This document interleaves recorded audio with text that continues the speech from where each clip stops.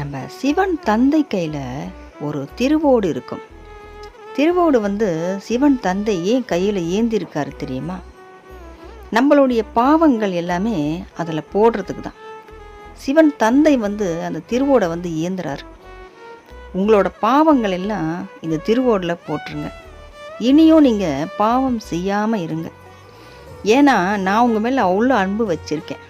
கர்மாக்கள் உங்களை எதுவுமே செய்யக்கூடாது, செய்யவே கூடாது. நானும் கட்டளை போட்டு தான் உங்களை பாதுகாத்து வச்சிட்ருக்கேன்.